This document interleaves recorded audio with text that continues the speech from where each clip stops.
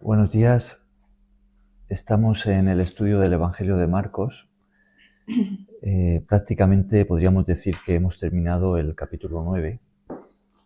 Entonces vamos a tener hoy nuestro día de repaso. Vamos a leerlo desde el principio y después, pues, como solemos hacer, ¿no? Haré yo un breve repaso, resumen de lo que hemos estado estudiando en estos días y después, pues, pasamos la voz para que todo el que quiera comentar algo que le llame la atención, pues lo pueda hacer también. Entonces, empezamos Marcos capítulo 9, lo leemos entero y ya pasamos a hacer el comentario. Hilda, adelante. Amén. Podemos empezar desde el versículo 2, porque si os acordáis, el versículo 1 formaba parte del anterior. Sí. Amén. 6 días después, Jesús tomó a Pedro, a Jacobo y a Juan y los llevó aparte solos a un monte alto y se transfiguró delante de ellos.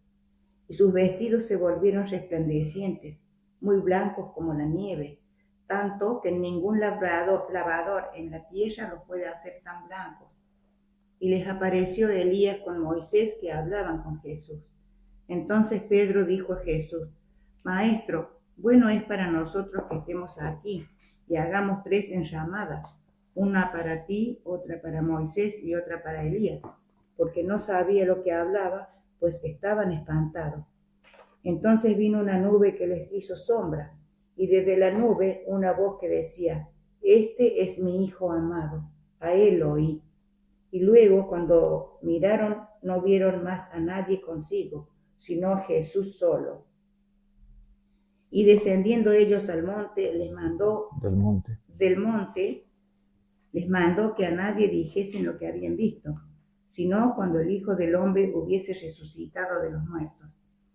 Y guardaron la palabra entre sí, discutiendo qué sería aquello de resucitar a los muertos. De los muertos. Y le preguntaron diciendo: ¿por qué dicen los escribas que es necesario que Elías venga primero? Respondiendo él les dijo: Elías a la verdad vendrá primero y restaurará todas las cosas. ¿Y cómo está escrito del Hijo del Hombre que padezca mucho y sea tenido en nada? Pero os digo que Elías ya vino y le hicieron todo lo que quisieron como está escrito de él. Cuando llegó a donde estaban los discípulos, vio una gran multitud alrededor de ellos, escribas que disputaban con ellos. Y enseguida toda la gente, viéndole, se asombró y corriendo a él le saludaron. Él les preguntó: ¿qué disputáis con ellos? Y respondiendo uno de la multitud, dijo: Maestro, traje a ti mi hijo que tiene un espíritu mudo, el cual donde quiera que le toma, le sacude y echa espumarajos y cruje los dientes y se va secando. Y dije a tus discípulos que lo echasen fuera y no pudieron. Y respondiendo él les dijo: oh generación incrédula, ¿hasta cuándo he de estar con vosotros? ¿Hasta cuándo os he de soportar? Tráedmelo. Y se lo trajeron. Y cuando el espíritu vio a Jesús, sacudió con violencia al muchacho, quien cayendo en tierra se revolcaba echando espumarajos. Jesús le preguntó al padre: ¿cuánto tiempo hace que le sucede esto? Y él dijo: desde niño. Y muchas veces le echan el fuego y en el agua para matarle. Pero si puedes hacer algo, ten misericordia de nosotros y ayúdanos. Jesús le dijo: si puedes creer, al que cree, todo le es posible. E inmediatamente el padre del muchacho clamó y dijo: creo, ayuda mi incredulidad. Cuando Jesús vio que la multitud se agolpaba, reprendió al espíritu inmundo diciéndole: espíritu mudo y sordo, yo te mando, sal de él y no entres más en él. Entonces el espíritu, clamando y sacudiendo con violencia, salió y él quedó como muerto, de modo que muchos decían: está muerto. Pero Jesús, tomándole de la mano, le enderezó y le levantó. Cuando él entró en casa, sus discípulos le preguntaron aparte, ¿por qué nosotros no pudimos echarle fuera? Y él les dijo, este género con nada puede salir sino con oración y ayuno. Habiendo salido de allí, caminaron por Galilea y no quería que nadie lo supiese, porque enseñaba a sus discípulos y les decía, el Hijo del Hombre será entregado en manos de hombres y le matarán, pero después de muerto resucitará al tercer día. Pero ellos no entendían estas palabras y tenían miedo de preguntarle. ¿Vas bien, Hilda? ¿Vas bien? Sí. ¿Sí? Y llegó a Capernaum y cuando estuvo en casa les preguntó, ¿qué disputabais entre vosotros en el camino? Mas ellos callaron, porque en el camino habían disputado entre sí quién había de ser el mayor. Entonces él se sentó y llamó a los 12 y les dijo, si alguno quiere ser el primero, será el postrero de todos y servidor de todos. Y tomó a un niño y le puso en medio de ellos, y tomándole en sus brazos les dijo, el que recibe en mi nombre a un niño como este, me recibe a mí, y el que a mí me recibe, no me recibe a mí, sino al que me envió. Juan le respondió diciendo, Maestro, hemos visto a uno que en tu nombre echa fuera demonios, pero él no nos sigue, y se lo prohibimos porque no nos seguía. Pero Jesús dijo, no se lo prohibáis, porque ninguno hay que haga milagro en mi nombre, que luego pueda decir mal de mí. O el que no es contra nosotros, por nosotros es. Y cualquiera que os diere un vaso de agua en mi nombre, porque sois de Cristo, de cierto os digo que no perderá su recompensa. Cualquiera que haga tropezar a uno de estos pequeñitos que cree en mí, mejor le fuera si le atase una piedra de molino al cuello y se la arrojase al mar. Si tu mano te fue ocasión de caer, córtala. Mejor te es entrar en la vida manco que teniendo 2 manos ir al infierno, al fuego que no puede ser apagado, donde el gusano de ellos no muere y el fuego nunca se apaga. Y si tu pie te fuera ocasión de caer, córtalo. Mejor te es entrar a la vida cojo que teniendo 2 pies ser echado al infierno, al fuego donde no puede ser apagado, donde el gusano de ellos no muere y el fuego nunca se apaga. Y si tu ojo te fuera ocasión de caer, sácalo. Mejor te es entrar en el reino de Dios con un ojo que teniendo 2 ojos ser echado al infierno, donde el gusano de ellos no muere y el fuego nunca se apaga, porque todos serán salados con fuego y todo sacrificio será salado con sal. Buena es la sal, mas si la sal se hace insípida, ¿con qué sazonaréis? Tened sal entre vosotros mismos y tened paz unos con los otros. Muy bien, gracias Hilda. Bueno, pues este ha sido el capítulo 9 que hemos estado comentando estos días, ¿no? Empezábamos este capítulo con un evento glorioso, que es el de la transfiguración, ¿no? Que tenemos en los versículos 2 al 13. Y ahí veíamos cómo Jesús sube al monte con 3 de sus más cercanos, que eran Pedro, Jacobo y Juan. Y el primer día nos deteníamos en el versículo 2, veíamos en el texto paralelo de Lucas que ellos habían subido al monte a orar. Entonces hablábamos de cuán importante es para los discípulos de Jesús, para nosotros, que subamos al monte a orar. Ahora el monte representa apartarse, ¿no? El monte representa el desconectarse del mundo, del ajetreo de cada día, del vaivén en la sociedad. Podríamos decir, trayéndolo a nosotros, pues de las tecnologías, de todo lo que nos distrae, lo que nos ocupa, lo que nos preocupa, ¿no? Entonces el monte es apartarse, desconectarse para conectar con Dios, ¿no? Entonces eso es lo primero que veíamos aquí, y Jesús pues sube con estos 3 de sus discípulos al monte. Y allí arriba es que los discípulos van a ver la gloria de Jesús, ¿no? La palabra gloria es una palabra que en hebreo está relacionada con la palabra peso y tiene que ver con algo así como el peso que alguien o algo tiene que manifiesta su valor. Es como si dijéramos, cuanto más pesa, vamos a decir, esa piedra preciosa, pues más valor tiene, ¿no? La idea detrás es algo así, ¿no? Entonces, vemos que en el monte Jesús cambia de apariencia y los discípulos que unos días atrás habían respondido a esa pregunta que Jesús les hizo, de ¿quién soy yo?, ¿no? Y Pedro dijo, tú eres el Mesías, el Hijo de Dios. Ahora lo ven brillando, resplandeciendo en su gloria, ¿no? Pero aquí lo interesante también que veíamos en la enseñanza que Dios quiere transmitirles, llega hasta nosotros. Si os acordáis, pues ahí aparecen Moisés y Elías, que decíamos que representan el Antiguo Testamento, el Antiguo Pacto. Por medio de Moisés vino la ley, Elías representa a los profetas.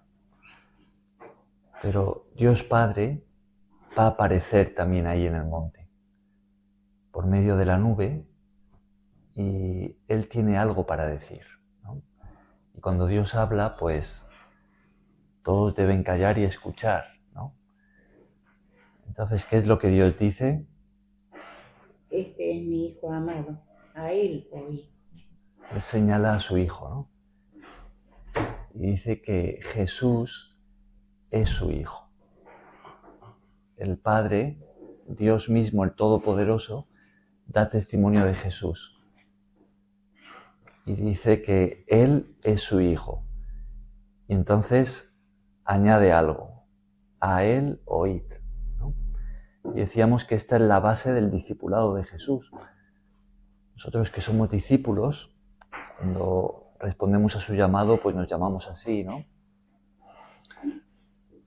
La base del discipulado de Jesús es prestarle atención, es escucharle y obedecerle, ¿no?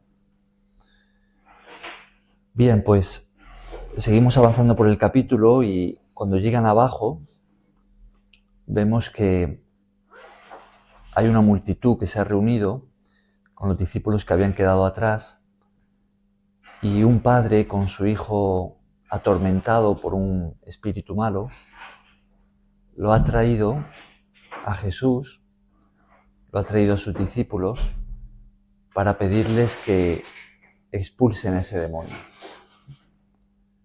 Pero no habían podido hacerlo. Entonces cuando Jesús llega, pues le traen viene el padre para hablar con él. Y claro, Jesús sí que lo va a sacar y va a hacer libre a ese muchacho. Pero veíamos aquí que la clave que Jesús señala, y esto es un común denominador en las sanidades y liberaciones que Jesús hace, la clave es la fe, ¿no?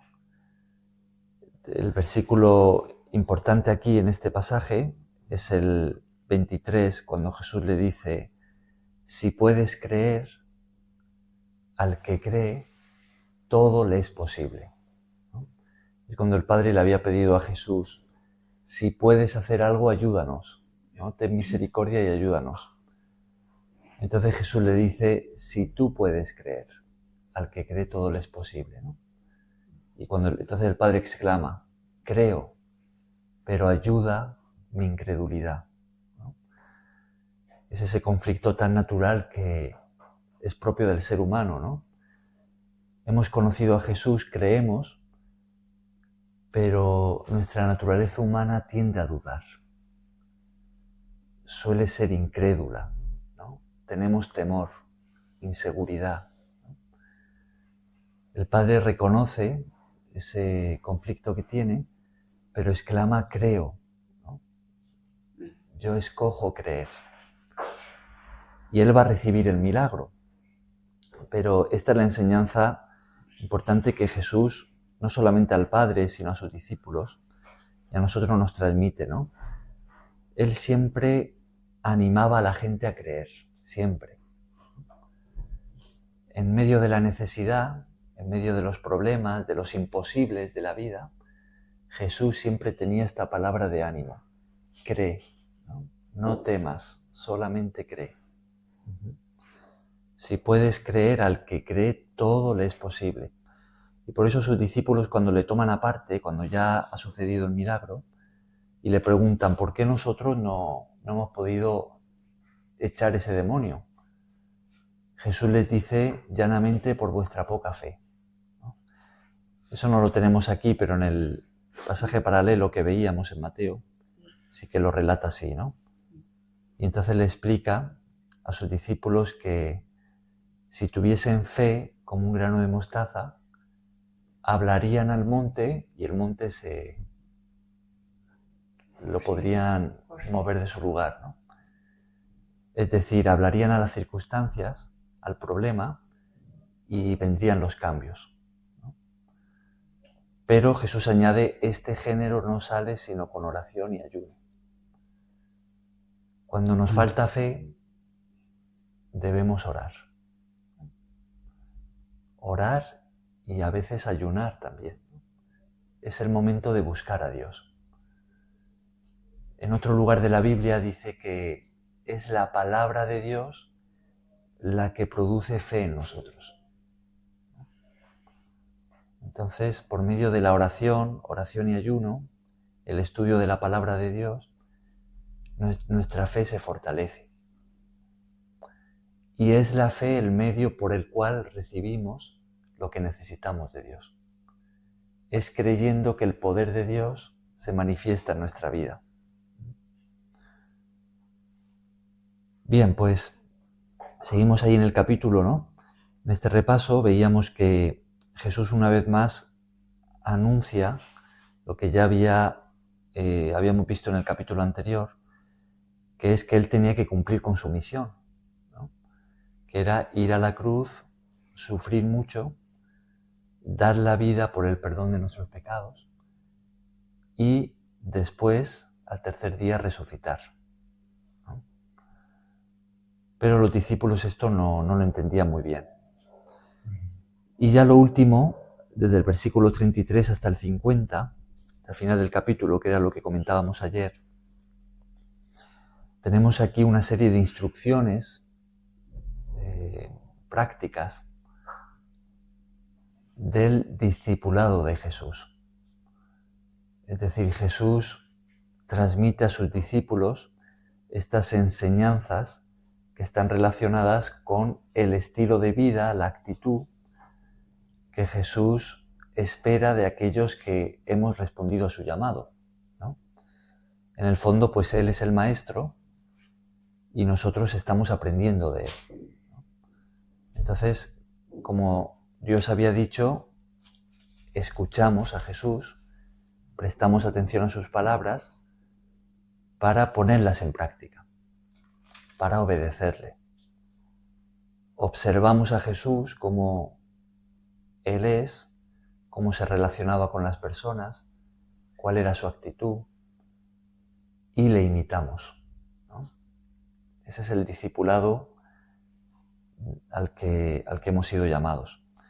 Bien, entonces en esas instrucciones, si os acordáis, ayer las comentábamos, yo había apuntado aquí 8 frases, pues un poco tratando de recoger la esencia, ¿no?, de lo que leemos aquí en este último pasaje. En este capítulo. Claro, sí, en el último pasaje de este capítulo, del versículo 33.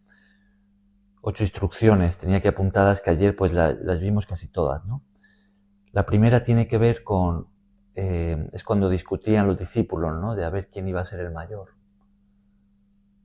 quién iba a tener más autoridad, más posición. Y entonces Jesús les enseña que en su reino los más grandes no son como en este mundo los que se ponen por encima de los demás para mandar y servirse de otros, ¿no? Y aprovecharse de su posición y del poder que tienen y hacer dinero. En el reino de Dios los valores están invertidos. Entonces los más grandes son los que bajan más para servir a otros. Y esa es una lección muy importante que Jesús les enseña aquí a sus discípulos y que llega a nosotros también. Y que es exactamente ese el ejemplo que Jesús dio. De Él siendo Dios, venir encarnándose como un hombre y siendo hombre, en lugar de venir como rey, en la gloria de un rey, pues ocupar la posición de un siervo, ¿no? Y siendo siervo, escoger el sufrimiento y dar la vida por amor a nosotros, para nuestra salvación, ¿no? Entonces, ese es el ejemplo que Él nos dejó y eso es lo que transmite a sus discípulos, ¿no? El que quiera ser el mayor, que sirva a los demás, ¿no? Que baje más. Bien, lo siguiente que veíamos es que, hablando de estas instrucciones, es que hablando de los más pequeños, Jesús menciona aquí a los niños, podemos pensar en niños literalmente hablando, físicamente, o podemos pensar en niños espirituales, o simplemente en aquellos que son los más pequeños, los más insignificantes, los menos importantes, ¿no? Pues Jesús habla de ellos como que, aunque para los hombres no tienen mucho valor, para Dios sí, ¿no? Entonces, Él enseña a sus discípulos que Él espera de nosotros que también a los más insignificantes estemos dispuestos a servirles.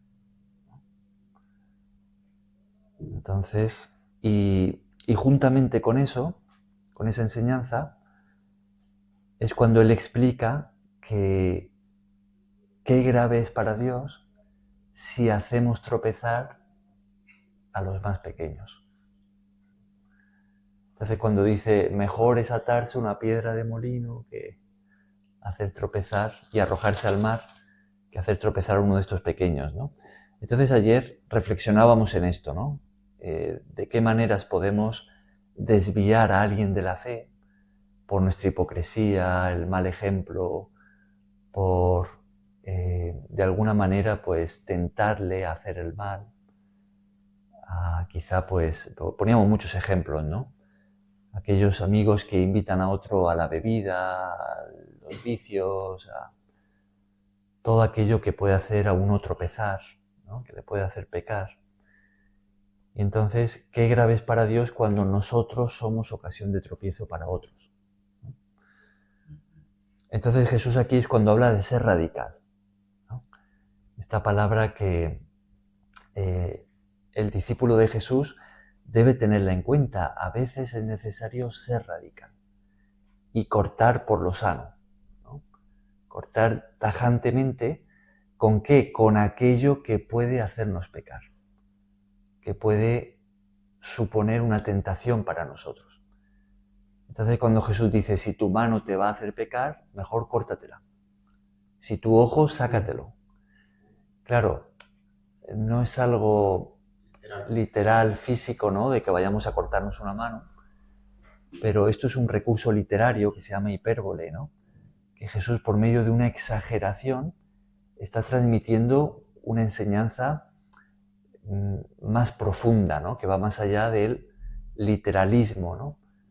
De la amputación de un miembro, ¿no? ¿Y qué es? Pues como decíamos, ¿no? Si hay algo en tu vida que tú te das cuenta que te va a llevar a pecar o a apartarte de Dios, es mejor prescindir de eso, es mejor renunciar, que no por no querer abandonarlo, pues acabar desviándote del camino al que Jesús te ha llamado y acabar pecando o haciendo pecar a otros, ¿no? Y fijaos si es un asunto importante para Dios que Jesús habla aquí del infierno, ¿no?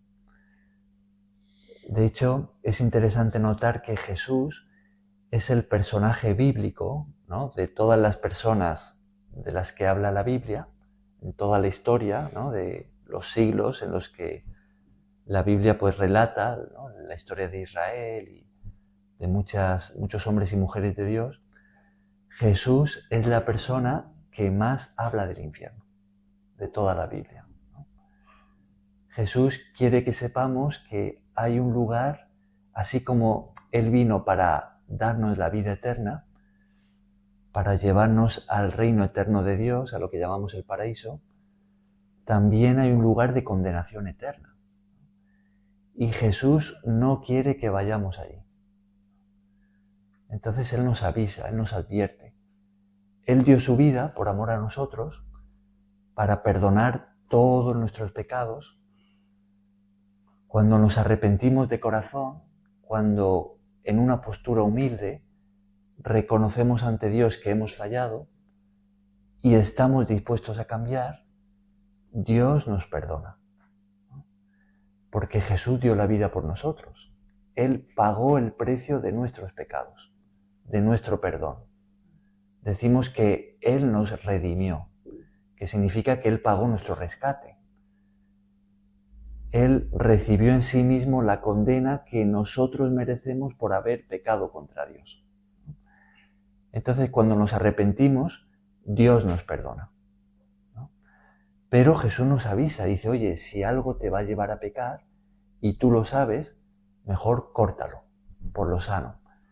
Ya sea un amigo que va a ser una influencia mala para ti, ya sea, pues, hablábamos incluso hasta del ordenador, de internet, de lo que sea, ¿no? Un libro, una bebida. Si la bebida es una tentación para uno, mejor no comprar bebida y tenerla en casa, ¿no? Uno no va a decir, bueno, yo lo tengo aquí para ocasiones especiales, pero si tú sabes que eso para ti es una tentación, pues mejor no comprar bebida, ¿no? Y así podemos pensar en un montón de ejemplos, ¿no? En este sentido, como discípulos de Jesús, es muy importante que seamos honestos con nosotros mismos, ¿no? Que seamos sinceros, y cuando Dios nos muestra que algo para mí supone una tentación, pues ahí es donde tengo que cortar, ¿no? Ahora, también decíamos que lo que para mí puede ser algo que me induce al mal, quizá para mi hermano no. Mi hermano puede tener otro tipo de debilidad. Entonces, estas medidas radicales que tomamos de forma personal, no puedo pretender imponérselas a mi hermano, ¿no? ¿Por qué? Porque él puede tener otras debilidades diferentes. Entonces, esto nos recuerda que no debemos juzgar a otros, ¿no? Y aquí también veíamos en una de las instrucciones de Jesús, cuando los discípulos le decían, oye, hemos visto a otro que está haciendo milagros en tu nombre, pero como no está con nosotros, se lo hemos prohibido. Y Jesús les dice, no se lo prohibáis, ¿no?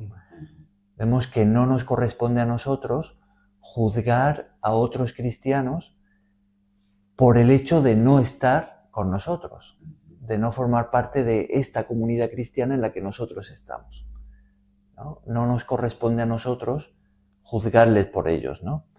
Decíamos que las congregaciones cristianas, las iglesias, no debemos vernos como si fuéramos competencia. Eso. Al contrario, debemos vernos como parte de lo mismo, como hermanos, ¿no? Sirviendo desde diferentes lugares, a veces de diferente manera, pero sirviendo a un mismo Señor, ¿no? Entonces, en ese sentido, somos hermanos. Bien, y ya lo... Sí. La enseñanza esta de que no es contra nosotros, por nosotros es. Para nosotros, como cristianos. Así es. A veces nosotros mismos hacemos como hicieron los discípulos. Es que él no viene todos los domingos, por ejemplo, incluso. Y en nuestra cabeza queremos juzgar también encima. Así es. Bien, y ya lo último del capítulo, y ya pasó la voz, ¿no? Lo último del capítulo, que no nos dio tiempo a comentar ayer, es cuando Jesús habla de la sal. Lo tenemos allí en los últimos versículos, ¿no? Fijaos, vamos a leer los versículos 49 y 50. Porque todos serán salados con fuego, y todo sacrificio será salado con sal. Claro. Mueve el micrófono y vuelve a leerlo. Vuelve a leerlo, el 49 y 50. Porque todo será salado con fuego, y todo sacrificio será salado con sal. Buena es la sal, mas si la sal se hace insípida, ¿con qué la sazonaréis? Tened sal en vosotros mismos y tened paz los unos con los otros. Ujú. ¿Qué pensáis que representa la sal? La prueba. ¿La prueba? Ujú. ¿Qué más? ¿Qué pensáis? La unión, ¿La unión? unirse. Ujú. ¿La fe?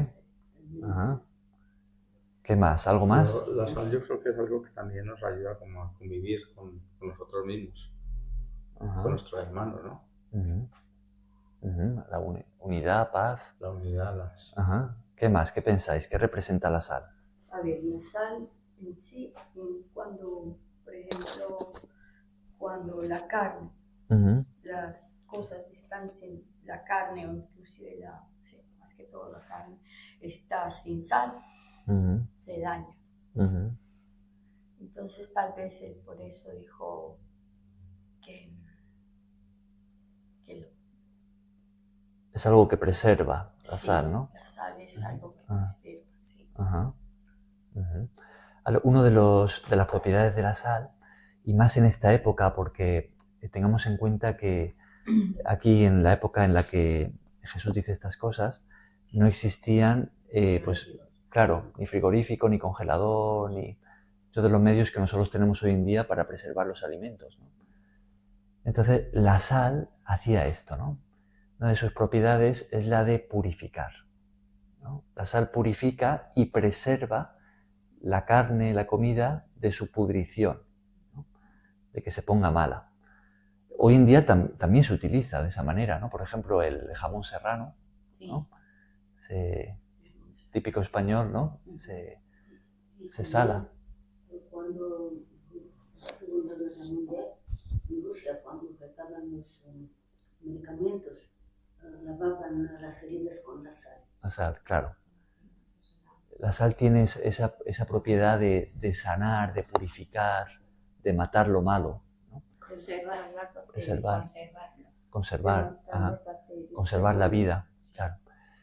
Ahora, podríamos ver aquí que Jesús espera de sus discípulos que llevemos vidas puras, Sí, Claro. sí, que nos purifiquemos. Hombre, Uh-huh. desde luego. Uh-huh. Es lo que nos pide, sí. Uh-huh. Claro. Porque es fácil que no la tengamos purificada. Uh-huh. Es muy fácil. Hay una palabra muy relacionada con la pureza, la palabra bíblica, que es la palabra santidad, ¿no? Ser santo significa, por un lado, ser puro. Principalmente, pues hablamos de pureza moral, ¿no? Pureza de vida. Y por otro lado, ser santo también significa apartarse de lo impuro, ¿no? Más bien de aquello que nos contamina, ¿no? Apartarse del pecado, ¿no? Hay un texto que habíamos estudiado en Primera de Pedro, si os acordáis, lo podemos leer un momento, está en el capítulo 1 de Primera de Pedro, que nos habla precisamente de esto.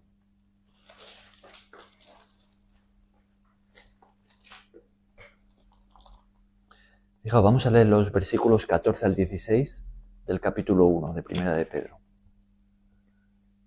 Como hijos obedientes, no os conforméis a los deseos que antes teníais estando en vuestra ignorancia, sino como aquel que os llamó es santo, sed también vosotros santos en toda vuestra manera de vivir.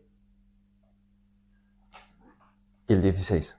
Porque escrito está, sed santos porque yo soy santo. Uh-huh. Lo encontráis, lo demás está casi al final de Primera de Pedro 1, 14 al 16.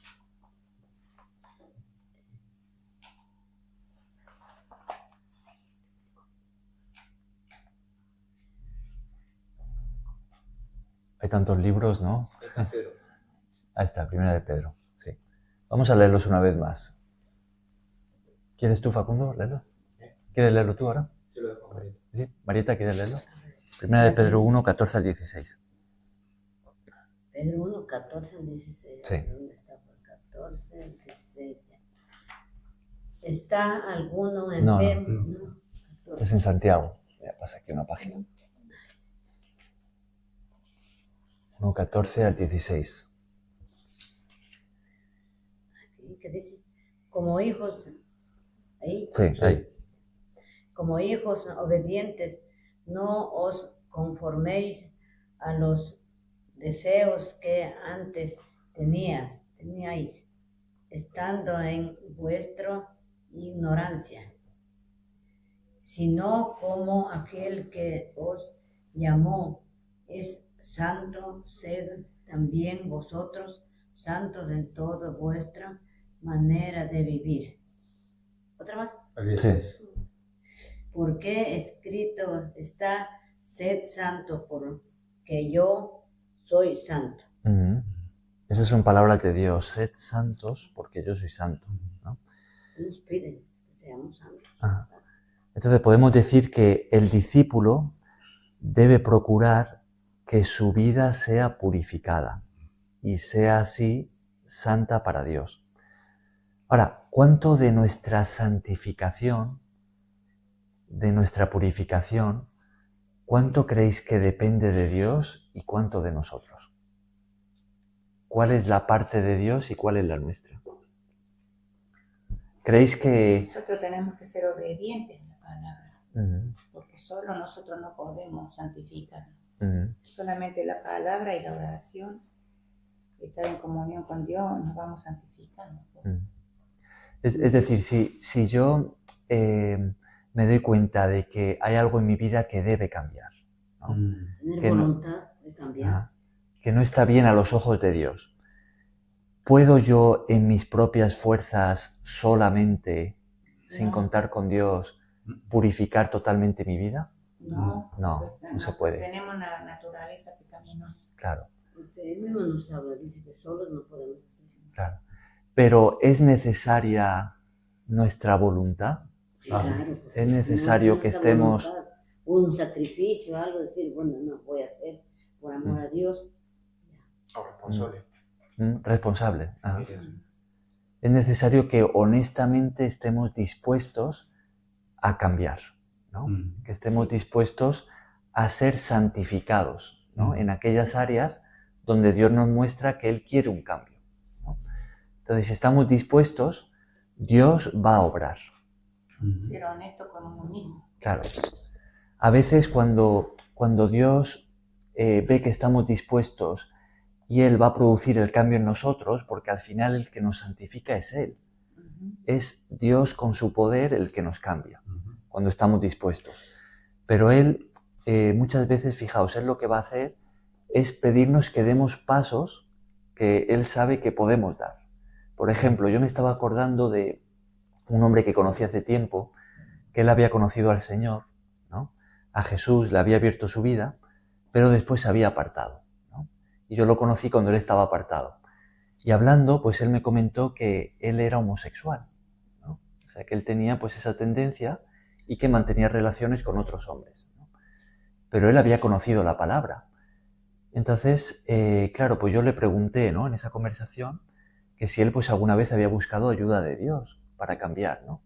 Y él me dijo que sí, ¿no? Que él había orado por eso, ¿no? Porque para él era como algo demasiado fuerte como para él cambiarse a sí mismo, ¿no?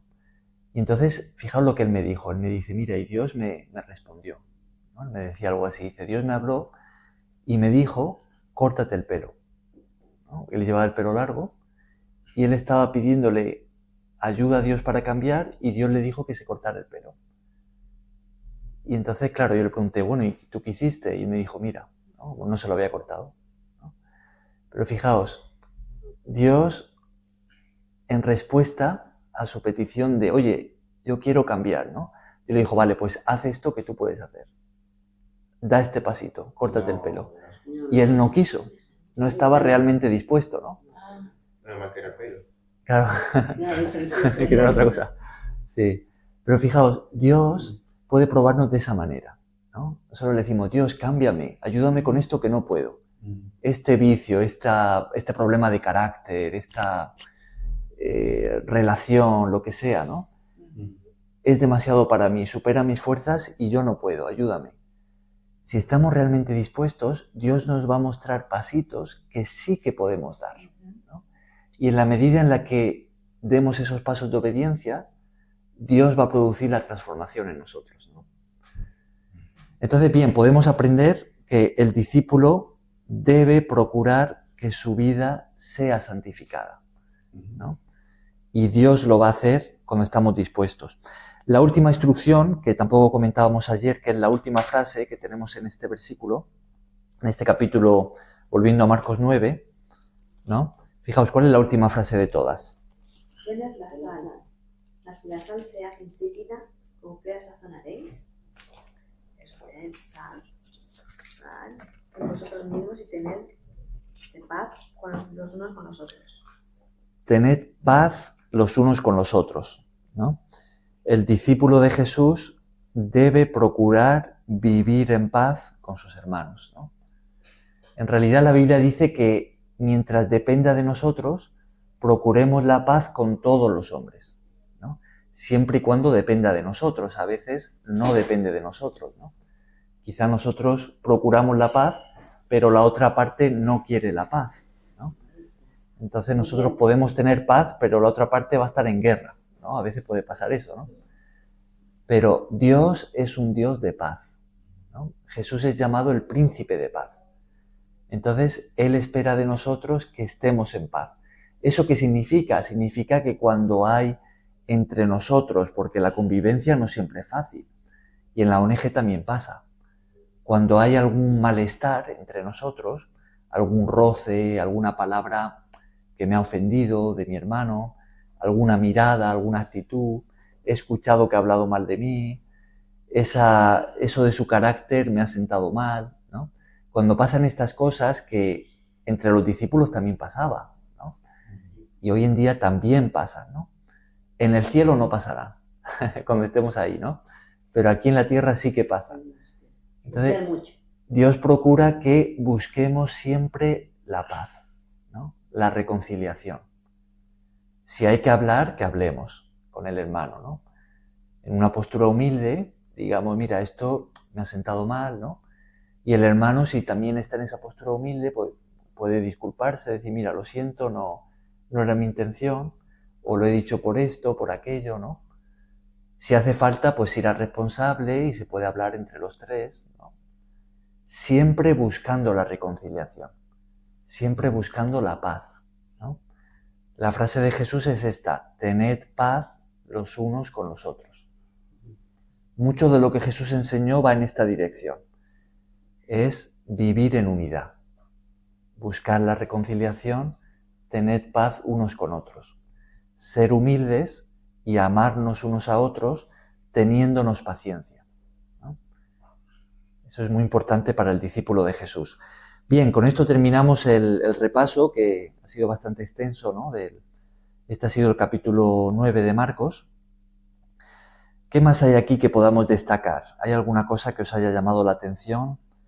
¿Algo que os haya hablado de forma personal? ¿Que hayáis aprendido, que queráis comentar aquí con el grupo? ¿Qué podríamos decir de todo el capítulo 9 de Marcos?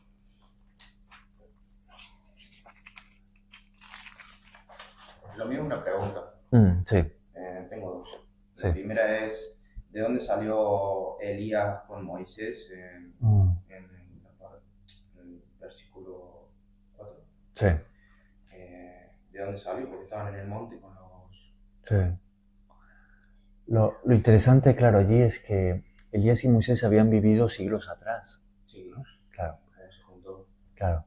Moisés había vivido como quizá unos 2000 años antes de que Jesús naciera, ¿no? Y Elías pues unos cuantos cientos de años, ¿no? Antes.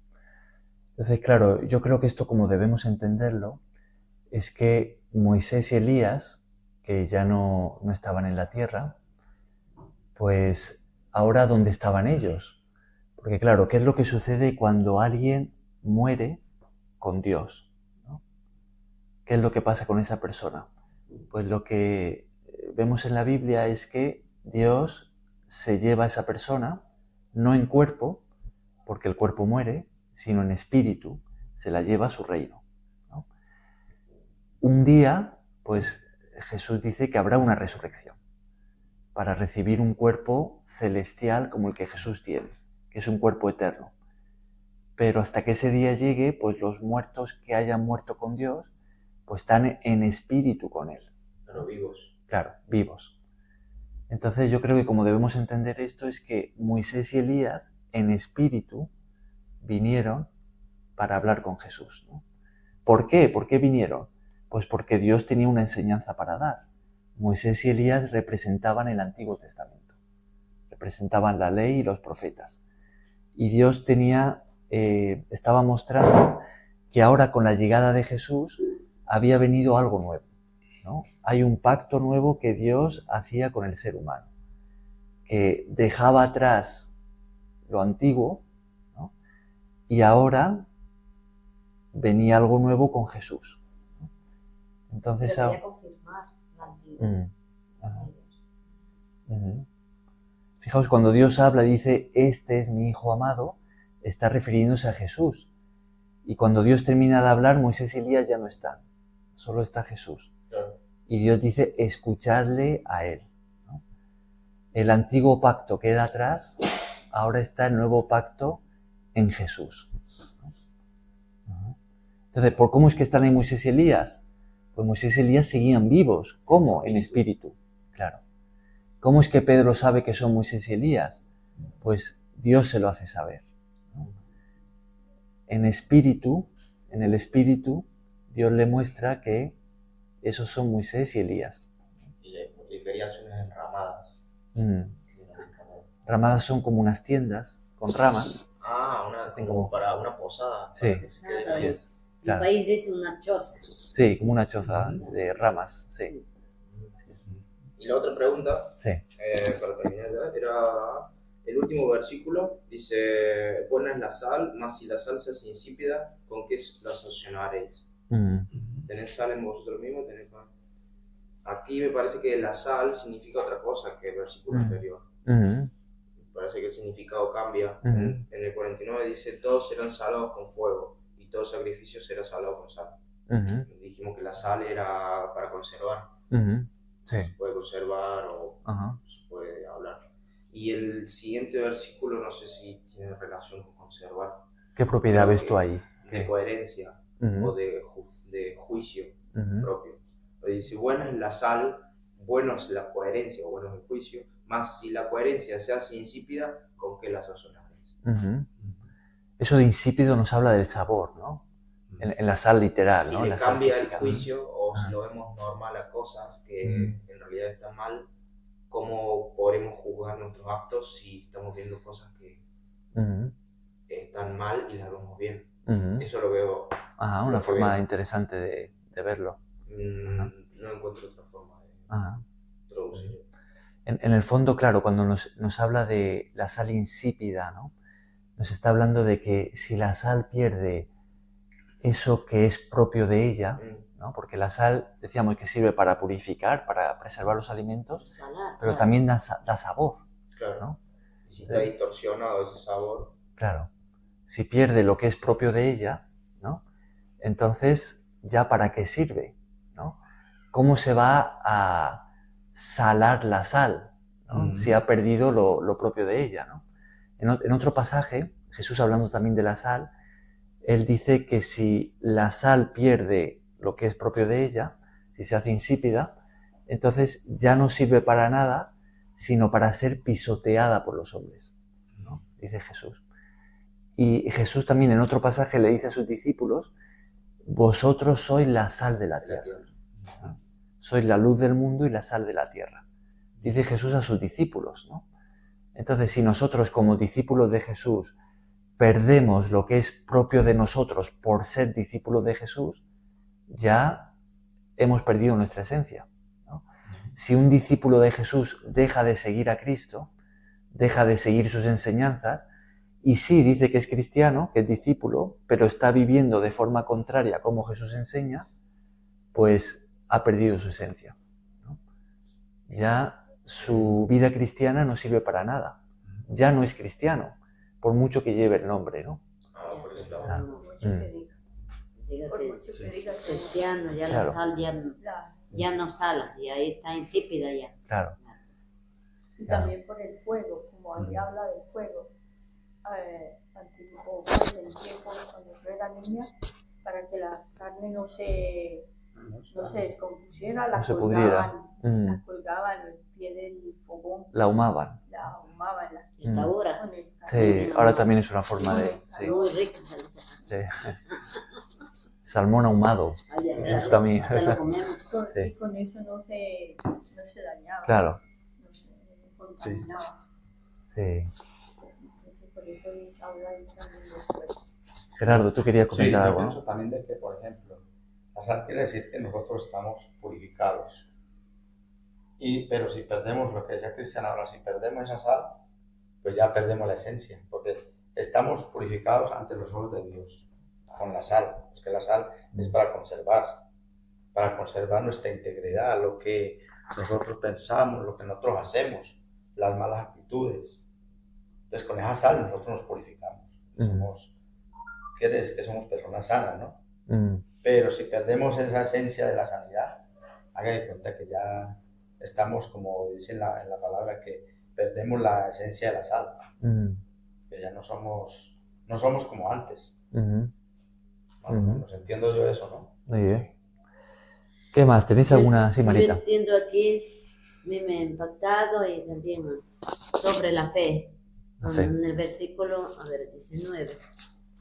Y dice, respondiendo él les dijo, oh generación incrédula, ¿hasta cuándo he de estar con vosotros? ¿Hasta cuándo os he de soportar?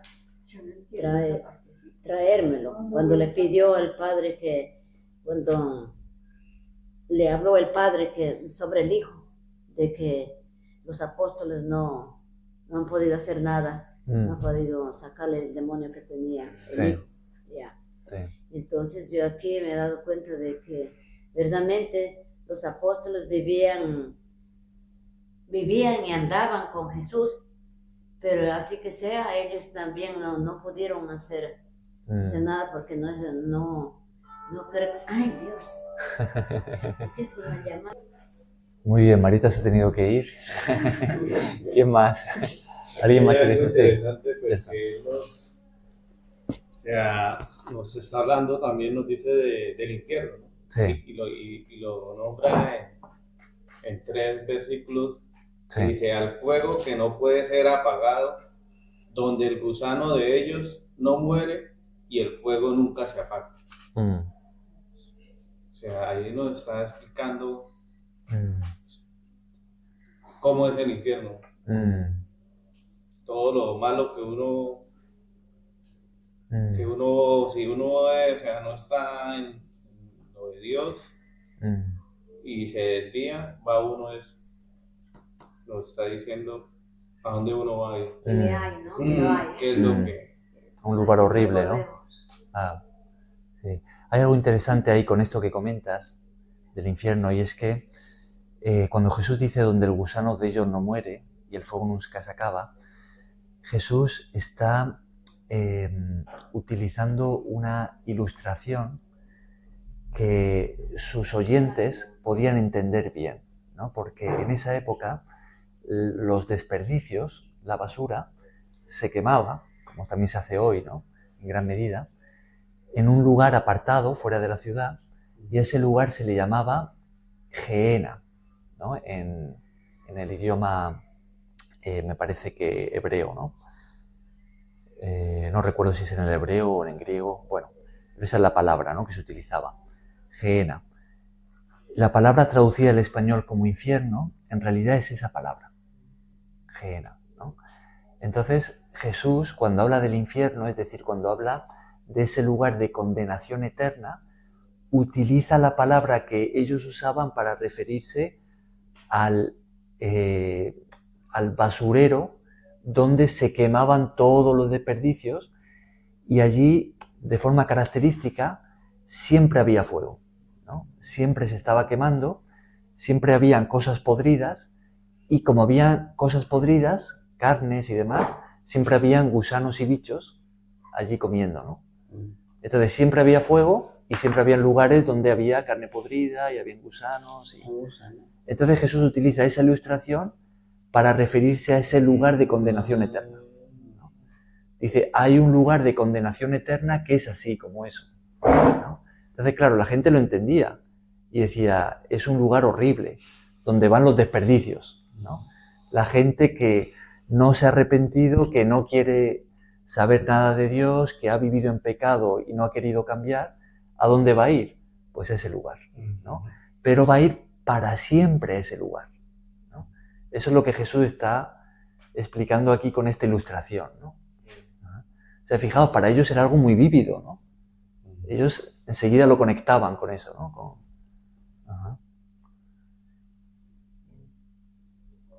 Yo también tengo para destacar algo aquí en el versículo 19 que dice, y descendiendo él les dijo, oh generación incrédula, ¿hasta cuándo le he de estar con vosotros? Dice, ¿hasta cuándo os he de soportar? Traerlo, porque yo pienso que él se refería al chico este que tenía el espíritu inmundo, ¿no? Que ellos pues también en su fe no pudieron sacarle el demonio, porque yo pienso que les faltaba fe, ¿no? Claro. Entonces ahí fue donde el Señor los reprendió, y traerlo, y le trajeron cuando el espíritu vio a Jesús, lo sacudió con violencia al muchacho, quien cayendo en tierra se revolcaba echando espumarajos.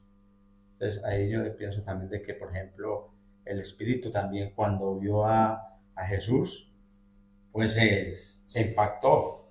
Ahí fue donde dijo, uy, no, este sí es el que me va a reprender. Dice, como que por eso fue que sacudió al muchacho y lo puso así como en forma de redacción. El chico reaccionó con el espíritu dijo, cuando vio a Jesús se impactó. Dijo, este sí es el que me va a sacar. Y precisamente yo cuando Jesús oró y lo sacó, le dijo, sal de él. Pero yo pienso que cuando Jesús dijo eso, lo dijo con propiedad, con autoridad. Con autoridad, claro. Entonces ahí donde nosotros también tenemos que tener en cuenta que cuando nosotros hacemos una oración por alguna persona o alguien que necesite también que le oremos, pues también tener esa autoridad, como la tuvo Jesús ahí en ese momento. No sé. Sí, buen comentario, sí, muy bien. Muy bien. ¿Algún comentario más? ¿Alguien más tiene...? Eso es lo que dijo Heródoto, bueno, interesante. Creo que lo de la generación incrédula fue para los discípulos, que aún así, estando con él, junto a él, les faltó fe. Y sin embargo había personas que en el nombre de él sacaban demonios y no estaban con él. Fíjate. Entonces estaba enojado con ellos, yo creo. ¿Cómo estás sacando? No vas a poder ir, estás conmigo. Claro. Todo lo que habían visto, ¿no? Claro, y todo lo que viste, subiste claro. nombre. Cómo conseguían incrédulos, ¿no? Claro, se lo dice un poco de ellos también. Sí. ¿Algún comentario más? ¿Tenéis algo más que queráis destacar? Tenía así dos, pero bueno, algunos ya han hablado también y claro, yo también pensaba así de esa manera, que por la incredulidad de los apóstoles no pudieron hacer ese milagro, pero también aquí Jesús nos dice